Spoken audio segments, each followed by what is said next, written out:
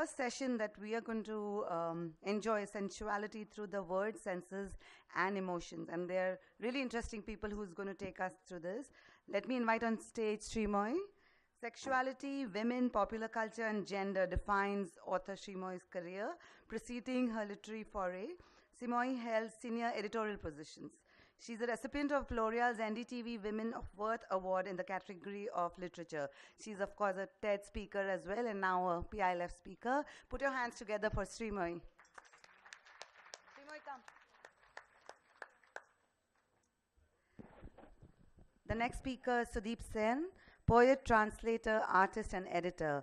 Sen is the first Asian honored to speak and read at the Nobel Laureate Festival. The Government of India awarded him the Senior Fellowship for Outstanding Persons in the Field of Culture and Literature. Sudeep, we are excited to have you here.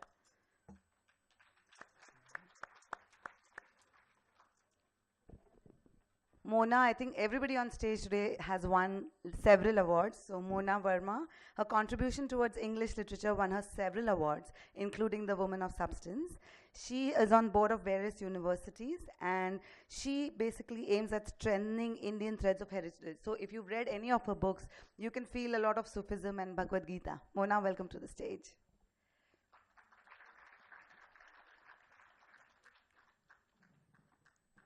Raja Rao, he has written several collections of poetry and novels, and his latest is A Criminal Love. He is writer, poet, and teacher of literature, and one of India's leading gay rights activists. 2003, his first novel, The Boyfriend, came out, and this was the first gay novel in India. He also, after that, founded the Queer Circle Studies at Pune University, and he's going to moderate the panel for us. Raja, welcome. I think you can.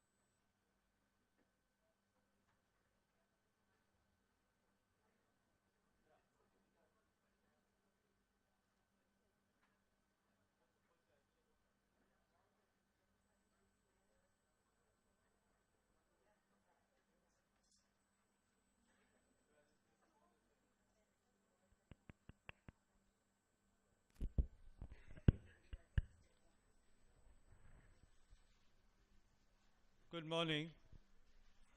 I'm not sure this is the right time for this kind of subject, but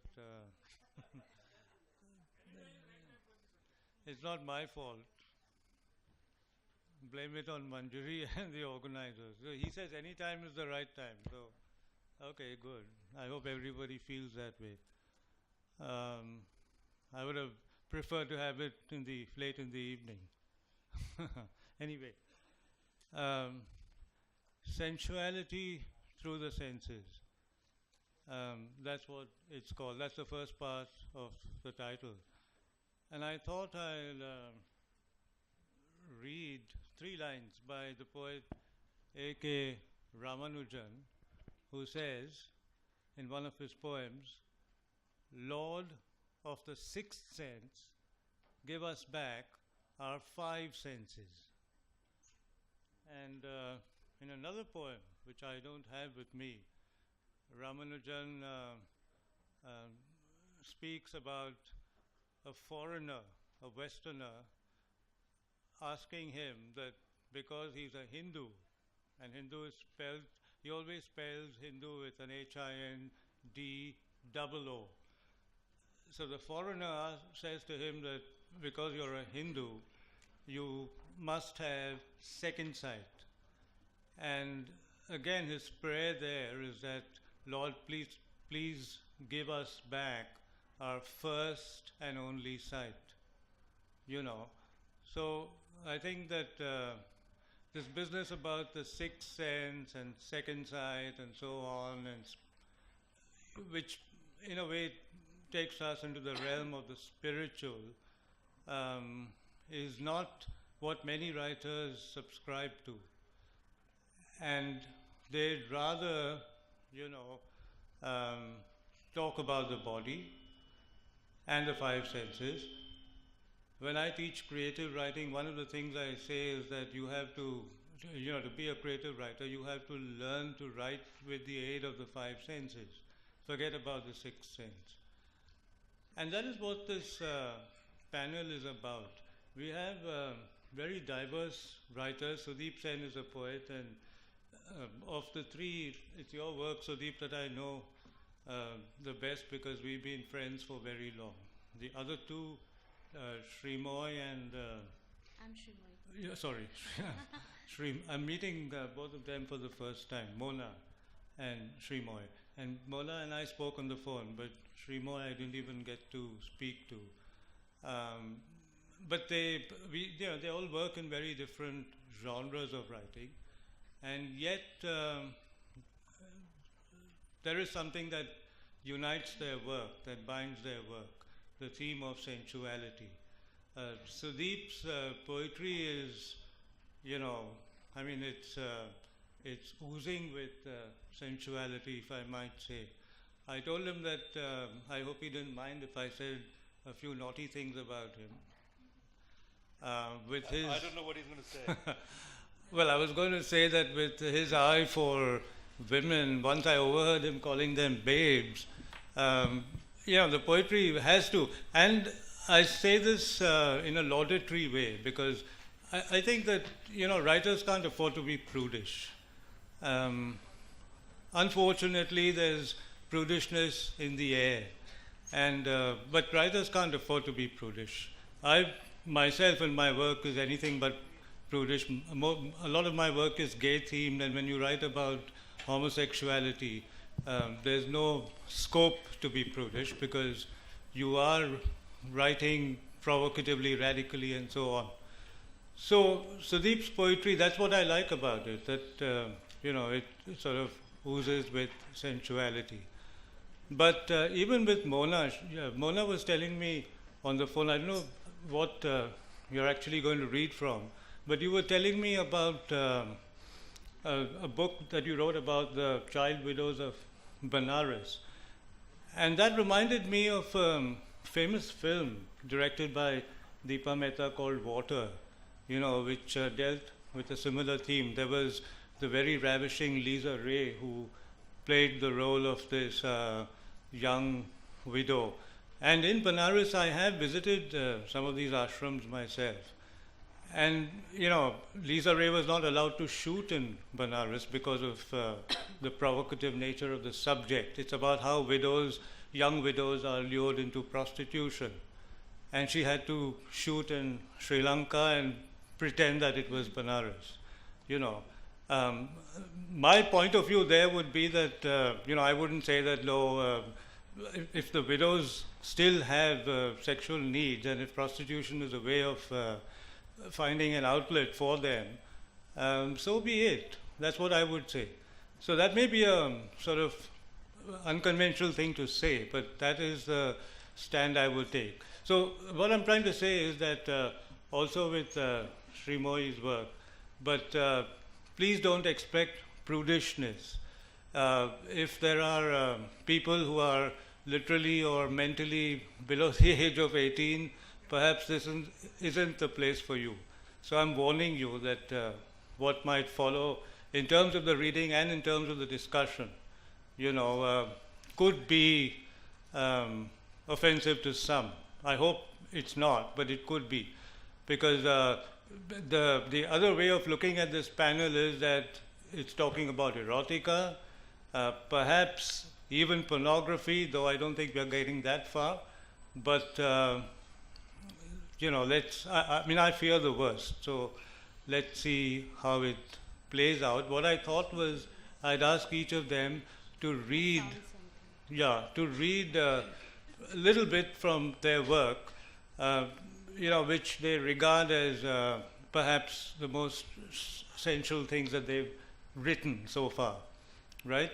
and then let's take it from there and see what happens.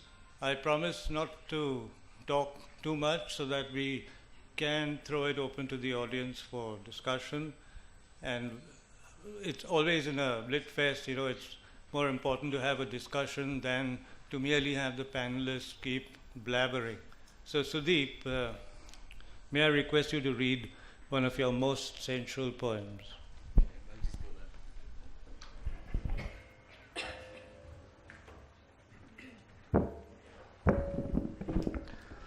Good morning.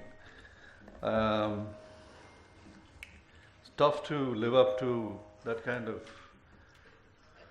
narrow definition of my work. I've just published a 350-page book, which is writing that spans 35 years of my writing. And erotica is only about 10 pages of it. So don't think that that's the only thing I do. But if you think that's the only thing I do, you can buy Erotext.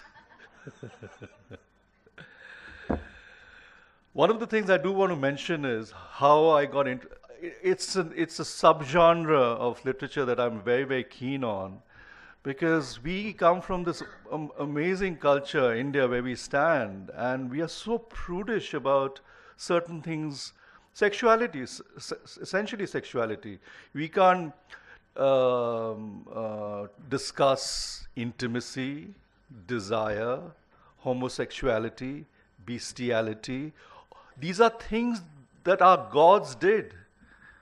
You just have to go to Khajuraho, look at the erotic paintings. It's all there for you, You have the wonderful, wonderful Sangam poets who wrote so beautifully about desire.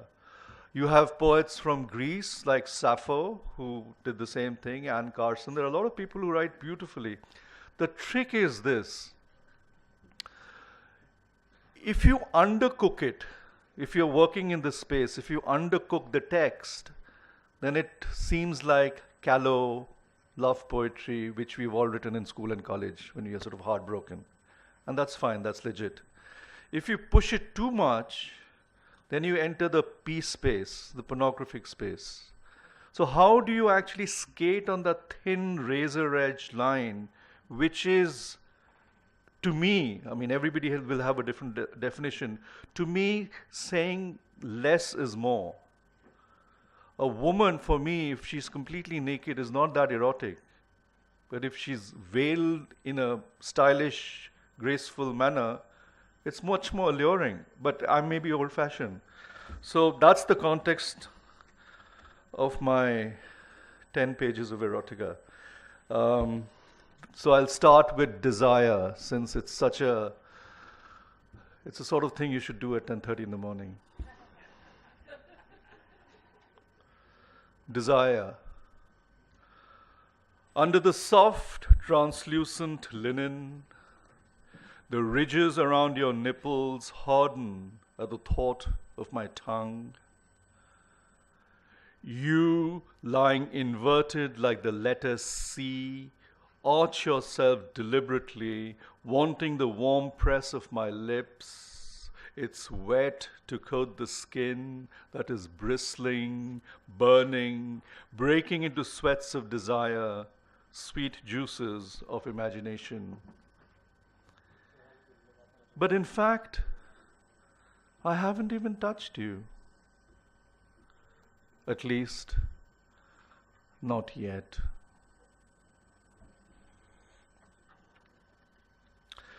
The next one in the series, this is a sequence of 18 poems. It's called Lines of Desire, 18 Movements in Erotica. The next one is about film criticism. It's got nothing to do with erotica. So if you've seen Citizen Kane, Orson Welles' Citizen Kane, the essential metaphor or the nodal sort of image was the rosebud, if you remember. So it's about that. This is called Climax. Lips of a rosebud open to let the dew drop in. Next one is about pollination. I'm actually being ironic. You guys are actually looking at me so seriously. So this is just pollination. Yeah, it's got nothing to do with sex. You know, in our country, we produce children without actually going to bed. You know, just as people swim in the seas with petticoats and blouse on. So that's how it works. It's the truth, man. I mean, I'm not prudish. I live on Mother Earth. My feet are planted on Mother Earth, and you know, this is the sort of world I live in, and it's important to sort of say that, you know, and certain parts of aberrant behavior I quite enjoy watching, listening to. Many people don't admit it. I was just told in the morning that this gentleman has 2 mobile phones, one for aberrant viewing, the other one for his wife and children.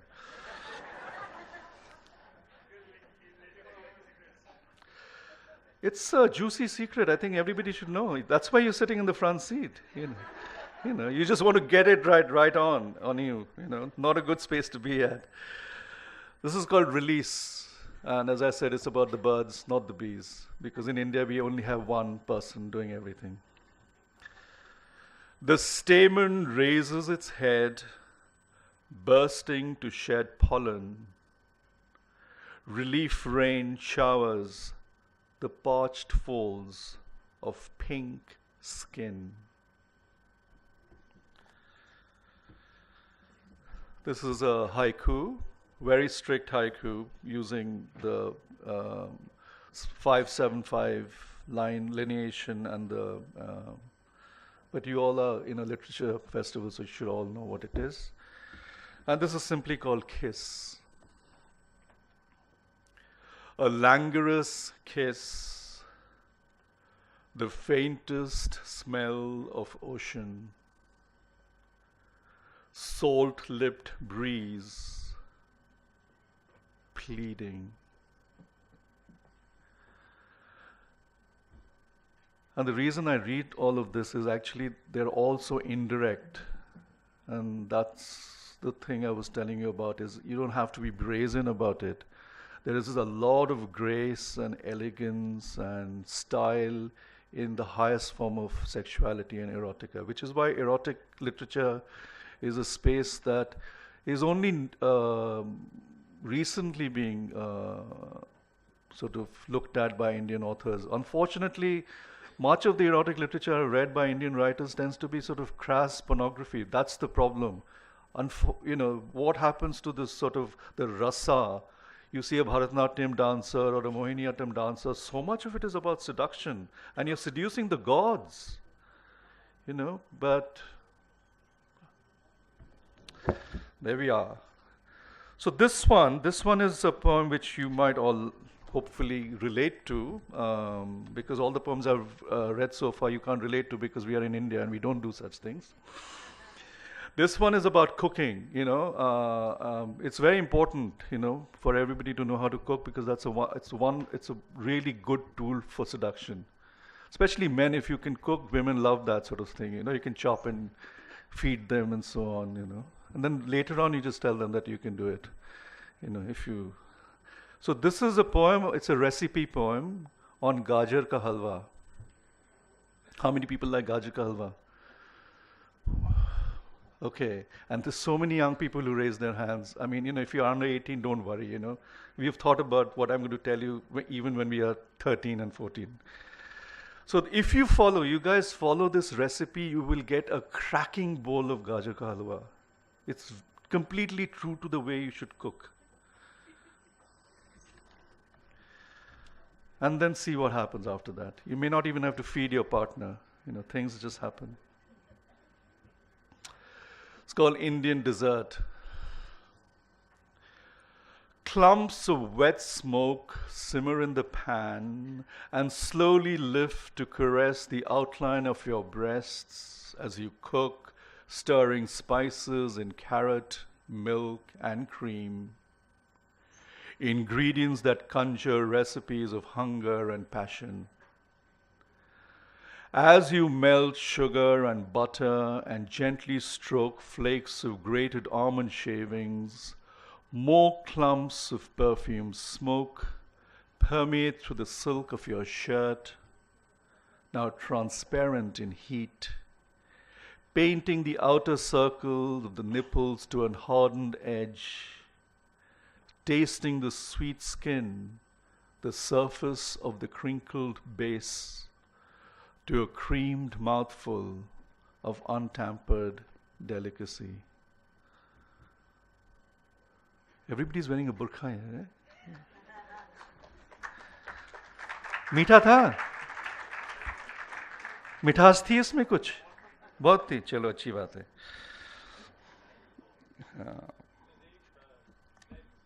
Yeah? Sure. So that should get you going and wake you up, hopefully. And you have two ladies who's going to do a performance par excellence, and you just don't know what's going to happen on stage. Thank you, Sudeep. May I request Sreemoyee to do a short reading for us? Yeah. I'll go there. I think it's easier.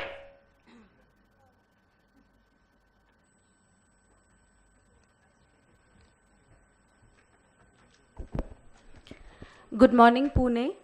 I think we've had a very warm and a beautifully sensual opening to the session. I'm not sure if you're familiar with my work, but because the topic is on sensuality and I write on women and I write feminist erotica.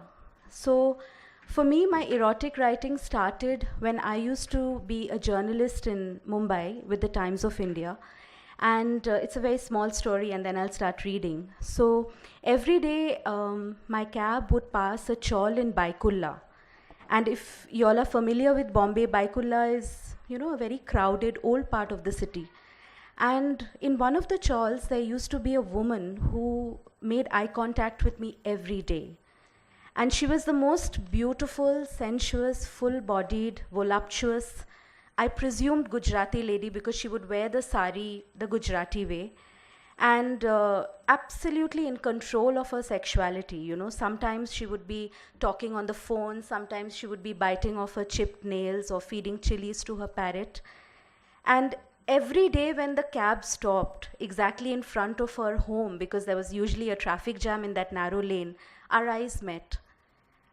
And I have never really seen a woman who's so beautiful is a very cliched word. She was just so sensual. And I had a taxi driver in Bombay who's, actually I wrote about him in my first book called Faraway Music, my debut novel. So his name was Karim Bhai. And Karim Bhai, I think, had a bigger crush on her. So he would, every time when we were approaching and we didn't see him, Madam, aaj to ye bhag gayi hai kahin pe. उसके आशिक है madam 10 आशिक होते हैं ऐसे लड़कियों के आपको पता है. And then the 2005 floods happened in Bombay, and we were all a part of that flood. I lost two of my dearest colleagues who fell into a manhole right in front of my eyes, and I developed a disease called leptospirosis, which a lot of people got from being in the dirty water. When I resumed work after 1 month, and the first thing, both Karim Bhai and me looked at each other and we knew what we wanted. And there was an unspoken bond between me and that woman whose name I never know. And since then, I must have passed that house at least 50 times till I left Bombay and relocated back to Bangalore with a new job. I never saw her again. So, the image of that woman stuck in my mind. And then during the course of my research on Sita's Curse, my second book, which was a best-selling erotic feminist novel, I came across a woman in Indore who reminded me of that woman in Bombay in so many ways, abused by a godman, married off at 16 to a man 25 years older to her, who suffered from erectile dysfunction. And somehow I thought, if I merge the two stories, what a powerful text that would make. So for me, like Sudeep said, we have a very, very strong tradition of erotica in this country. And unfortunately, it has been reduced to its lowest common denominator, which is publishers looking for a desi version of 50 Shades of Grey. So, not to put down any particular writer or publisher, but I have used erotica to always highlight human stories. And I was thinking of reading out Sita's extract from Sita's Curse, but I realized it's a very popular book. So I'm hoping some of you have read it or would pick it up. So I'm going to read out something to you from, I've been working on a collection of short stories, and they are erotic. And this particular one is again inspired by a true life story. My friend in Bombay, a journalist with the Economic Times, befriended a hijra who used to force himself into his car near Bandra. And they formed an uncanny friendship, and Vinay, my friend, was teased incessantly, kya yaar, hijra ke saath so raha hai, kya hai? And he used to photograph that hijra. So, I don't know, it was a beautiful friendship, and it was something that intrigued me.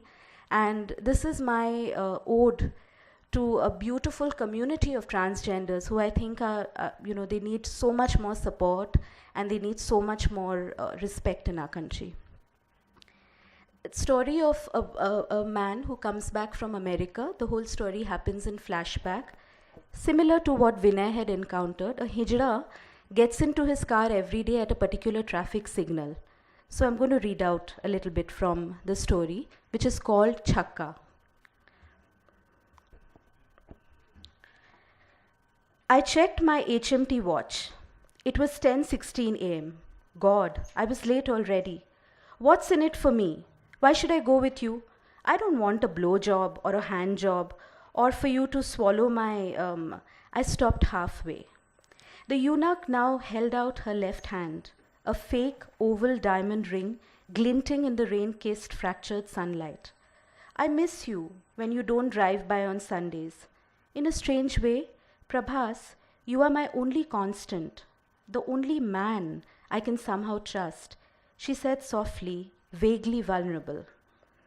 I studied the shape of her breasts, wondering if she was wearing a fake conical bra, the kinds I had seen while accompanying my mother to Crawford Market before Ganpati annually, the only time she bought a new sari for my sister and a shirt piece for me.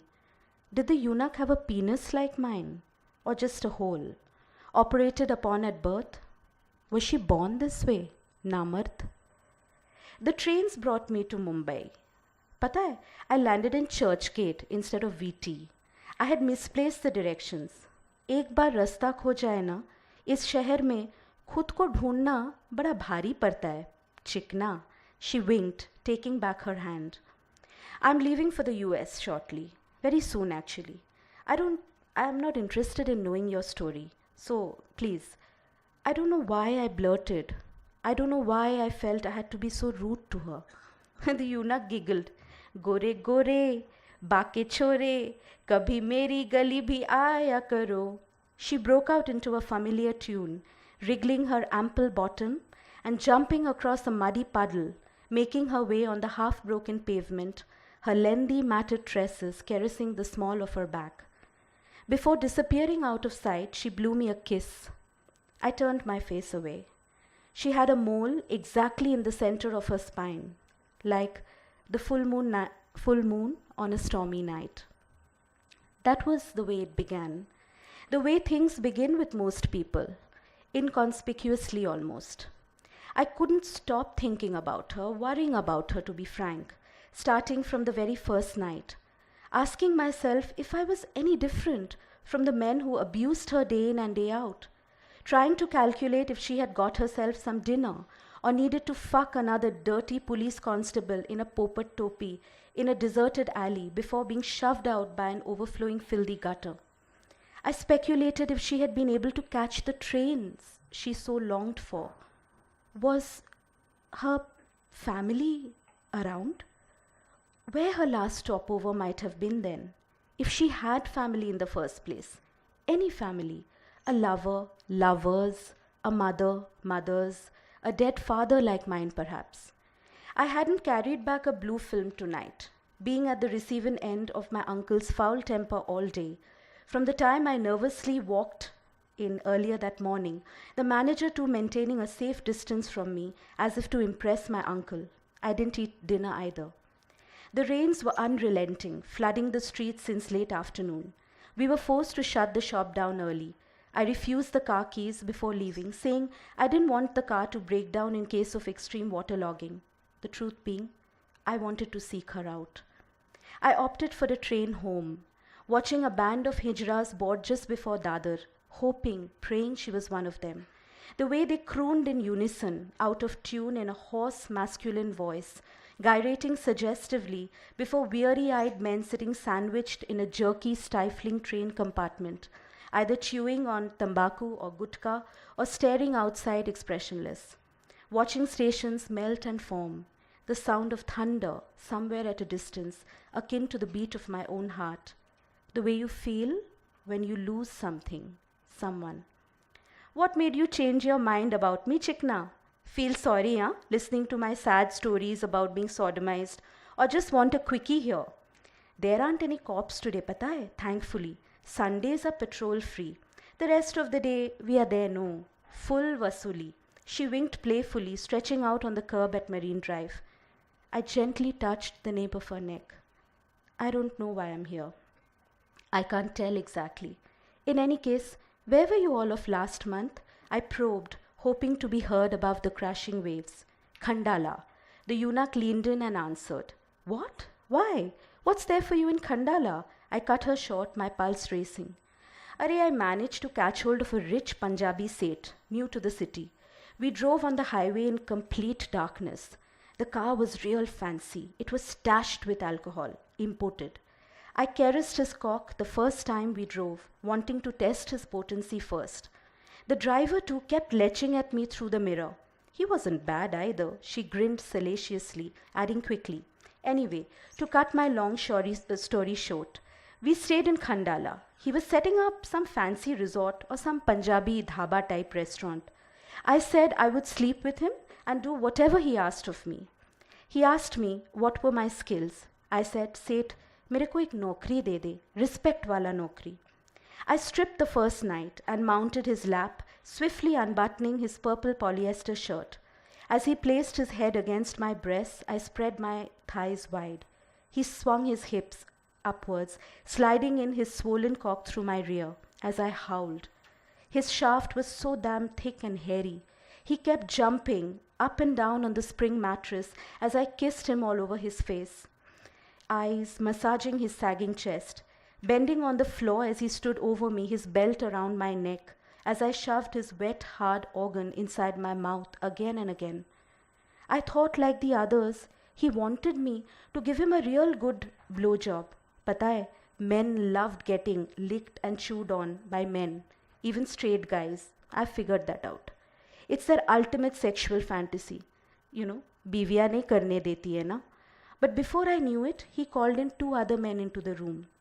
They tied me to the bed on my stomach, taking turns to stuff their stiff cocks up my backside, while the other would shove his member up my tonsils, burning the soles of my feet with their cigarette butts and peeing over my face, forcing me to swallow their urine mixed with semen.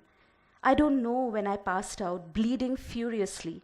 In the morning, when I regained my senses, they were all gone. A crumpled, wet 500 note lay stuffed inside my rectum. I couldn't walk straight either. I stayed there for a while. I had to. Kaise wapas aati? For a while no one spoke. I bought myself a new kurta on the journey back. Dekh na chikna, she mused, moving closer. What do I care about your dumb clothes? Please. I was just concerned about your safety, I muttered, trying to look away, hoping I hadn't reacted out of turn again. The eunuch had applied a fake beauty spot over her right lip. It trembled slightly when she smiled.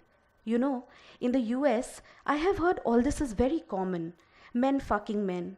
You can do this very openly in that country, I have heard. They don't care. I once saw a movie poster of 2 women kissing in the open even, she added as an afterthought. The sun had nearly set. It's different in movies. Life isn't that simple anyway. I'll be there soon. Maybe I can tell you about my experiences, though I'm pretty certain I won't have a man fucking me anytime soon like you, I said defensively, wiping my hands on my shirt front. The eunuch looked surprised. Why? What's the big deal if a guy fucks a guy? Is sex any different if our sex changed? She frowned. I flung away the flimsy salted peanut packet we had been sharing all this while. Then placing my right leg over my left knee, I said, my mother wants me to get married. That's her next big dream after I get through abroad. My sister first, of course. She's older and all that. She even fasts. The eunuch slowly ran her fingers along my elongated sideburns. What do you want, Chikna? Tujhe kisse shaadi karna hai? She pushed her face into my shoulder. I shuddered. Could we ask Mona to read, because I've just been told that we're running late. Thank you.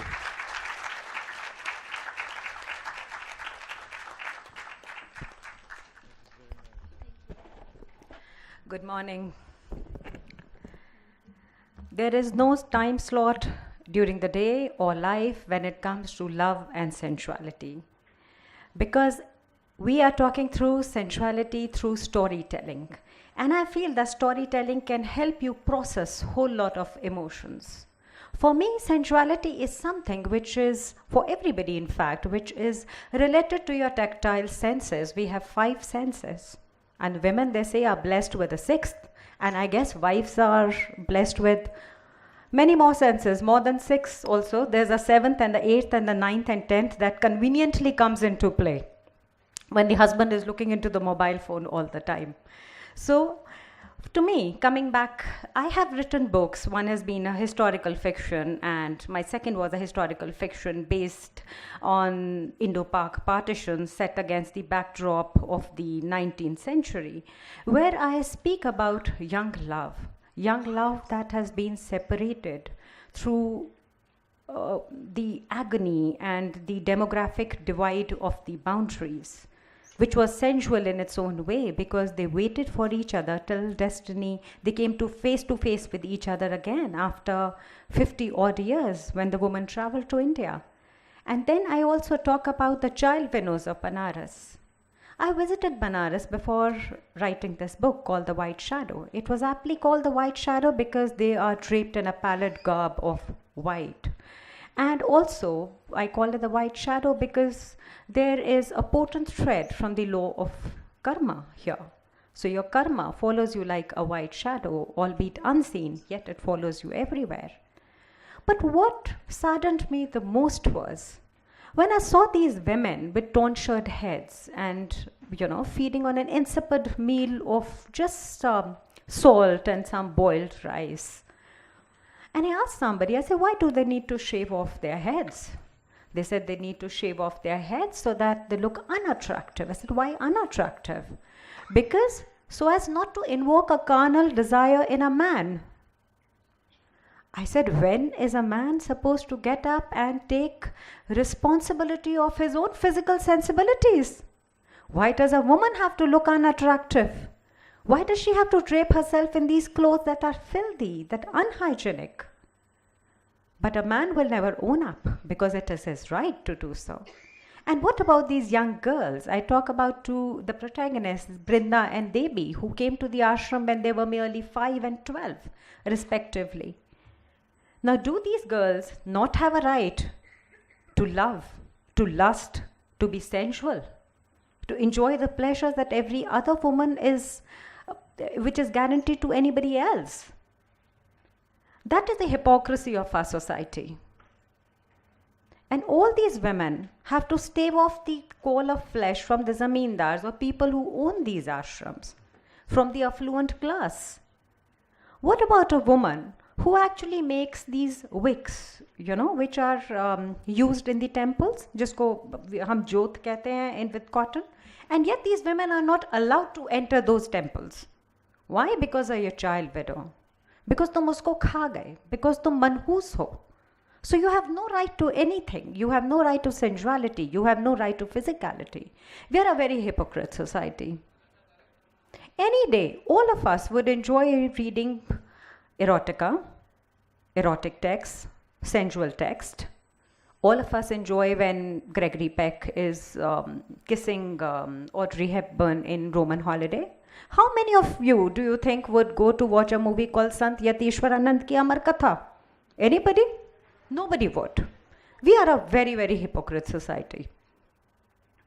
I remember way back in school, we had a biology lesson on reproduction. So in class 7th, my teacher, Ma'am Johari, would say, "Isko khud pad lena." Why?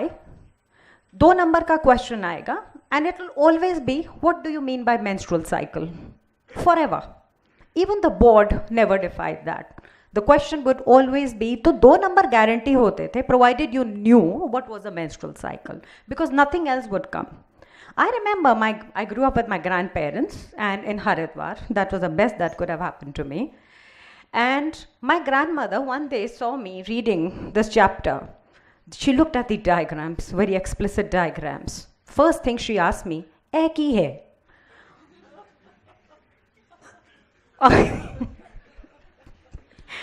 I said, "Reproduction." And she said, "O ki hundai?" I said, "Mama, bacche kaise paida hote hain?" And she said, "Oh, padhan di koi lod nahi hai. There's no need to read this." So I said, "Mom, 2 number ka question aayega board mein." And she said, 2 number hi kam aa jayenge na, tumhara dimag kharab ho jayega iske padh ke. I didn't have the heart to tell her that I knew it all. So I turned around and told her, maths की class में तो कभी नहीं बोलते 2 number कम आ जाएंगे, तो reproduction में 2 number कम आ जाएंगे. This is a society. This is a sad part. I know it invokes laughter when I remember, God bless her. I know it invokes laughter, but this is what happens. This is what happens in society. We are not supposed to talk about sex because it's a very, very dirty 3-letter word, and yet we are the most populous country in the world. Yes. We are the most populous country in the world, yet sex is a very, very dirty word. No wonder we need a Swachh Bharat Abhiyan. Isn't that true? That's why we need it. Saaf karo, dimag bahut ganda hai. Itni population hoti ja rahi hai. That is where the Swachh Bharat Abhiyan is really, really needed. Mona, thank you. I think we could have a few questions between ourselves. I'm not supposed to read from the book. I'm getting frantic, dirty looks from... Okay. Dirty looks. So please buy the book and read it yourself, because of the paucity of time, I will not be able to read from my works. So question answers. So you must buy the book, since Mona couldn't read.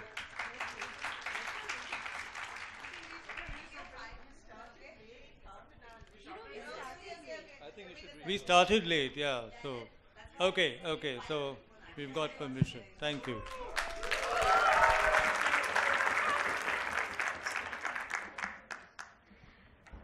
I'll be reading something which might be sensual to some, because I talk about unrequited love. This is set against partition. There's a young Hindu girl, not really, she's half Muslim. She's called Mahua, and there is Yashvir. Mahua works in Yashvir's Haveli. And at this moment, the country is sensitive to the slightest religious provocation. And yet these two people, two unassuming characters, find love. Mahua, Yashvir called after her. He stood there awkwardly for a while and thought deeply about his decision. After a few moments, he made his way to the hut and pulled away the curtain and peeped in, his eyes getting accustomed to the darkness inside. She was sitting at the edge of her cot, her legs pulled up to her chest and with her head on her knees. Misery flowed unabashedly as her shoulders shook with the rhythm of grief. He sat next to her. He could smell the faint hint of talcum powder, the cheap talcum powder that was available in the local fairs. Yashvir wondered if all this had anything to do with him. He put his arm around her gently, his fingers barely touching her shoulder. "Don't cry, Mahua. What is it? Tell me," he said softly. "Anything bothering you?" he asked hesitantly, knowing fully well what answer this query would yield. "Anything?" thought Mahua furiously. "Anything? Yes. It's Emma. It's that weaver Hamid. It's you and it's me, if that is anything to you," she seethed within. Instead, she slowly turned to face him, her face red, her eyes swollen. She wondered if this moment was ever going to repeat itself. Her mind spoke to her, it's now or never. It was Yashvir or it was a weaver. She scoffed at the comparison and cringed to think of the life with the latter. She buried her face into his chest. Her arms clung to his shoulders. Yashvir was stunned. He had craved for this moment, but had not expected such a brazen act from her. He was bewildered. His wish had been fulfilled with such unexpected haste. She had never hinted at anything except for her loathing towards a weaver and the prospect of marriage, but that could never mean that it had anything to do with him. Mahua, on the other hand, found consolation in the fact that he had not pushed her away. She could hear his heart beating loudly. She wept into his chest. He held her close, fighting a valiant battle with nervousness evoked by the tender proximity of the girl next to him. I don't want to go. I don't want to marry him, she replied between hiccups. Why? Is there someone else? He asked, trying to sound ingenuous. Mahua looked up at him. Her eyes were blazing with agony.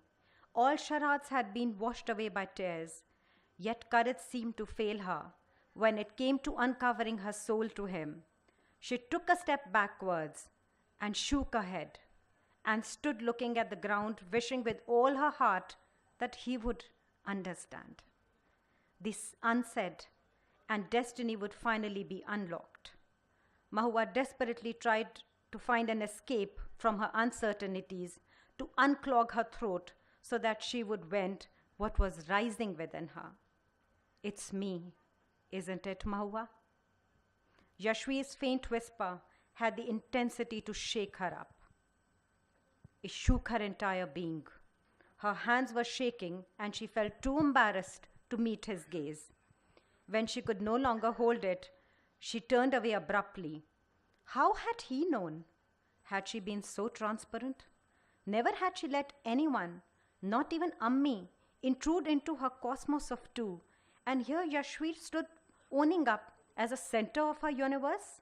For Mahua, her entire world seemed depopulated, but for the two of them. She shivered as her heart lay bare for him to read. Go away, Yashvir, she said softly, yes, with a finality that startled him. She sniffed and wiped her eyes with her dupatta. Why? He couldn't conceal his disappointment. She shook her head, her back still turned to him. But he didn't understand her. Go, Yashvir. Just go. What if he had made the wrong guess? Angrily, he rode back, thinking he had made a fool of himself. Angrily, he rode back, thinking he had made a fool of himself. The cycle jumped on the rugged path, trying to balance the drive, like the storm that and the uncertainty and desires had precipitated in his heart. So this is a story of Yashvir and Mahua, sensual in their own way.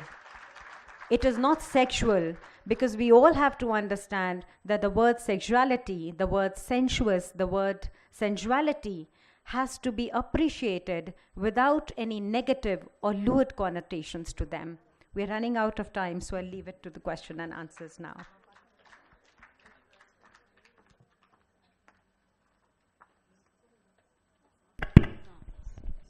Thank you, Mona, and I'm really sorry we had to hurry you up. I wanted to read something, but there's no time, and I thought I'll just very quickly sum up a short poem that I wrote called National Anthem. You know this thing nowadays about having to stand up in a cinema hall when the national anthem is playing. So this poem stems from that. And I say that I've gone to see a film with a boyfriend. The national anthem suddenly comes on, and I don't stand. I don't stand because I don't want to stand, but it's just that, my hands are deep in his jeans and his jeans are very tight and I can't extricate my hands in time. And so we can't stand. So we continue to sit, but they get us, you know, and they arrest us and so on. I wanted to ask all of you, and you know, this is a question that I would like each of you to very briefly give me your views about. I wanted to ask you how difficult it is to write explicitly sexual stuff, considering that, you know, we live in a conservative society and we are surrounded, we live in a very familial culture, right? Unlike in Europe or in America, where there's a degree of individualism that insulates you. But here, even as you're writing, you have wives and husbands and children and in-laws and so on. And so how difficult it is, because with other kinds of writing, you know, you can make them your sounding board, you can have your work tested, but with this kind of writing, also there are neighbors, there are employers. If you're a teacher, there are your students who might read your stuff. Does it take a certain kind of gutsiness on the part of the writer? And then, of course, there's the larger question of censorship also, which I'm afraid might now affect literature. My publisher, Shobna, who is the founder of Queer Inc., was saying that even to give ISBN numbers now, they might start looking at content before they give ISBN numbers. So, you know, this is scary because we thought that literature had a degree of freedom as compared to, say, films. But if now literature is going to be censored in this way, and if it's explicitly sexual, you know, ISBN numbers are going to be refused, this is very scary. So the question is that how do we deal with, you know, these oppositional forces? Does it take a certain kind of gutsiness on the part of all of us over here to write that sort of stuff? So, you know, starting with Sudeep and then Sreemoyee and then Mona. We have about 2 minutes. So Yeah, 30 so we'll seconds. take this question very quickly. Yeah. Yeah. Go ahead. Of course, it requires gutsiness. I mean, the fact that we're even sitting here talking about it sort of requires gutsiness with the kind of people ruling the country. I mean, we probably might not even exit this place because you can be shot for telling the truth. Dissent is important for debate, very, very important. Dissent for the sake of dissent is pointless. So a lot of the oppositional forces actually dissenting because they have other kinds of agenda. As far as writing is concerned, I find it very difficult to write. I don't find it difficult to write about desire and sex at all. But what I find difficult is to make it elegant and understated and beautiful, because to me that is what is attractive. It's not literature if it's not done well. And I don't mean that the text can't be bold. Raja Rao, my friend, has written wonderfully, beautifully, movingly about homosexuality. You should read his novels and his poetry. Some of it is brazen because, you know, certain acts are brazen and one has to accept it, because we are all talking about the pleasure, pain, mistress, mother syndrome. If you have pleasure, there's going to be pain attached to it, and pain can be beautiful too. So it's a question of how you handle your content and how you sort of deliver it across.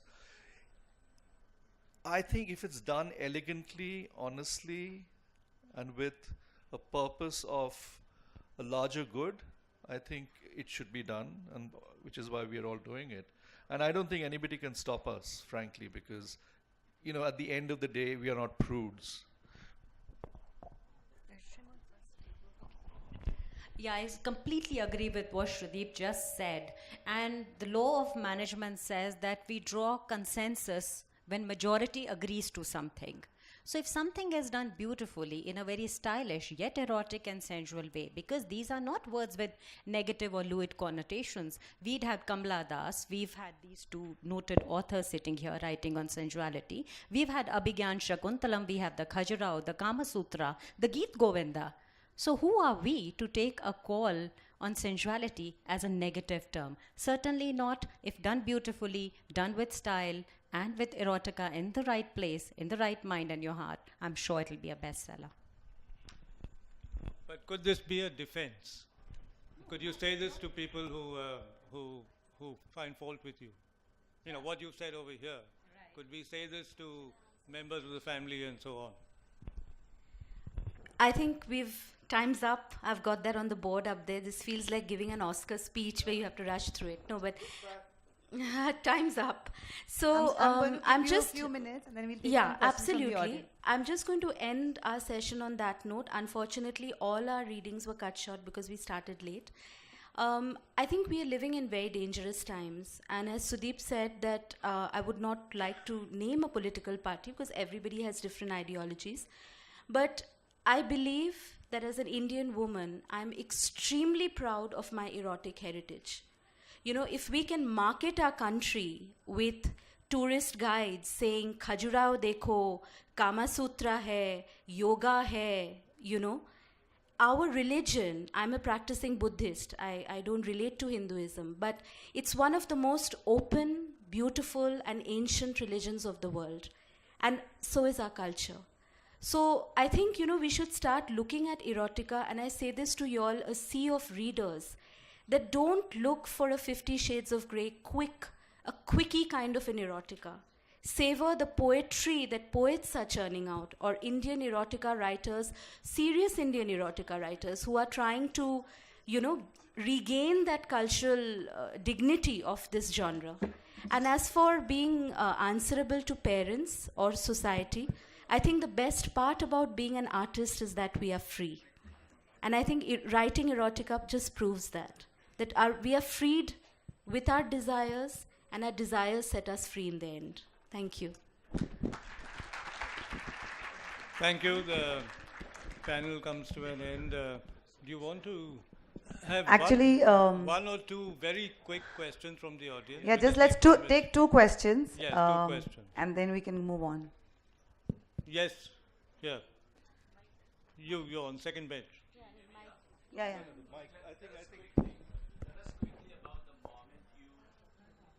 Tell us quickly about the moment you transcended from writing safely to writing bravely. We just share that moment here. Oh, it's very easy. The moment you start writing, you're brave. Because as growing up in a kind of space, if you're a man, you're expected to be an engineer or a doctor. Hopefully that has gone past a generation ago. Writing, is that a career? So अगर मेरे से पूछा जाता है कि आप करते क्या हैं, तो हम कविता लिखते हैं. What do you do? I'm a poet. So either there's a conversation stopper, or the second question is, what is it that you really do? And these are very civilized, so-called well-read people. I find most people illiterate, frankly. What Sreemoyee is talking about and what she's talking about and what we are trying to emphasize is we come from a very, very rich culture. Read our backstories, read our heritage, read the poetry written by Indians. No, and I think the embarrassment is more like I've been to Lit Fest when Sita's Curse came out, and I had organizers telling me, Sreemoyee, don't mind, how should we introduce you? You know, like a lady or a man introduces us when we start a session. And I said, feminist erotica. No, but, should we say that I said, what are you trying to say? Yes, I write on sex. But, I mean, see, that's what I'm trying to say. We have to remove these cobwebs in our head. And as Sudeep said, that how do you become brave? I was equally brave when I was a journalist. I'm sure you're brave in your daily life every day when, you stand up for something. So this is not just, books we are selling for commercial gain. Of course, we have to walk the talk. But this is what we believe in and who we are. And I think as a people, this is who we are. And I think there's also a double hypocrisy because, you know, if a woman is writing about sex, Oh, it's yeah. a double shame. Yeah, like everybody. Which is completely I had, odious. No, I had a Yeah. journalist ask me in this city, and it's really funny, so I'm going to say it. Sreemoyee, aapke kitab mein there's a lot of sex. So how did you know? I said, but it's fiction. So, nahi, you're single, na? I said, but the story is about a married woman. How did you know? I said, God damn it, it's a work of fiction. The way, would you ask a, crime writer, how do you know? Have you ever murdered anybody? So, You know, Sreemoyee, I summed this up with a Facebook drive that came years ago, and it was very aptly titled, कि तुम करो तो stud, मैं करूँ तो slut. So one of the things, of course, if a woman writes, is even more difficult for women in India, unfortunately. And I think we get bashed by women more than men. Yeah, the so-called it's prudish. It's important to say that Because when Sita's Curse came out, Manjari was in conversation with me, and she knows a little bit about my book. I had men writing to me, and I created an entire Facebook thing called Mira's Men. Because and especially I had a lot of support from the LGBT community, where I had, and I have some of my closest friends from that community saying, why do you only say that a woman is freed by desire? Why can't an Indian man claim his desire as well? So I think, everything gets, your single status, your marriage status, everything gets blown out if you write erotica. But the truth is, it's truly genderless, because desire is the most, there's a line in my book that where Mira says, I don't want to be loved, I want to be desired. And you made this point about men's desire. Often when it's bifurcated in a kind of strange sort of way. Women are doubly cursed. When men are thinking about desire, they must be raunchy. No, they must be gay. Or they must be gay, or I don't know. I mean, all sorts of stupid, narrow kinds of definitions. So one of the things I was attempting to do in my so-called erotic poetry is actually write from a male point of view, because I'm straight, about women, about desire, and making the subject and the woman respectful. That's the whole idea. I think we fail at certain essential things like dignity and respect and so on and so forth. Rest of it should be celebrated. If we celebrate our eyes, we should celebrate our bodies. If we celebrate our mind, हम तो बोलते हैं कि 7 चक्र हैं, इसका. When it comes to the groin, अच्छा, let's go to the next one. Hypocrisy.